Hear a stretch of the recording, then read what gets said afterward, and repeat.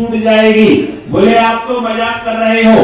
मैंने कहा एक उपाय देता हूं तुझे, रोज तू 100 रुपए की सिगरेट पीता है, आज से तू ये विचार करना जितने रुपए की सिगरेट पीता हूं वो पैसे मैं बचा करके अपनी बेटी के नाम पर उसके खाते में डालूंगा, और जिस दिन तेरा सिगरेट पीने का मन करे उस दिन तू ये सोचना मैंने अपनी बेटी का हिस्सा मार लिया, उसके जीवन में आवश्यक आने वाली राशि का उपयोग मैंने सिगरेट पी करके और धुआं बना करके फूंक दिया। कहता है ये वाली बात सही है। उसका कुछ दिनों के बाद फोन आया, बोले जी 90 दिन हो गए, अभी तक तो मैंने नहीं पिया, और मुझे आज पता चला कि इतने पैसे भी इकट्ठे किए जा सकते हैं। आप विरोध कीजिए, मान लीजिए सब व्यक्ति नहीं मानते, आपने एक व्यक्ति को बदल दिया, पर्याप्त है।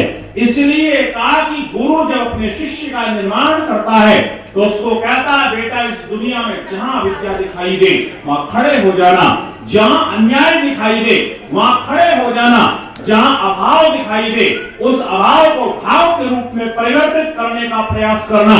तो वो शिष्य पूछता है मेरे आचार्य एक बात तो बताओ, जब मैं अज्ञान अन्याय अभाव का नाश करूंगा तो उसकी उपलब्धि मुझे क्या होगी? तो वेद कहता है बेटा तम दृष्टुम अभिसंयन्ति देवा, उसको देखने के लिए विद्वान लोग आते हैं, उसको देखने के लिए मानो देव लोग आते हैं।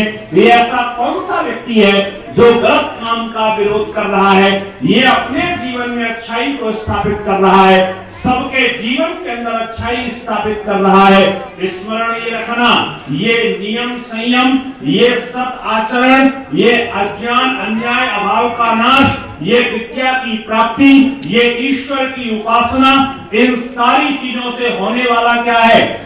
इससे मनुष्य मृत्यु के भय से बच जाता है, उसकी मौत होना बंद हो जाती है। स्मरण ये रखिएगा, आप में से जितने महानुभाव बैठे हुए हैं, अगर मैं आपसे कहूं कि ईमानदारी से एक बार हाथ उठा के बताइए, आप में से इसी समय कौन कौन मरना चाहता है? बिल्कुल इसी समय मरना चाहता है। तो आप कहेंगे कि एक भी मरना नहीं चाहता है।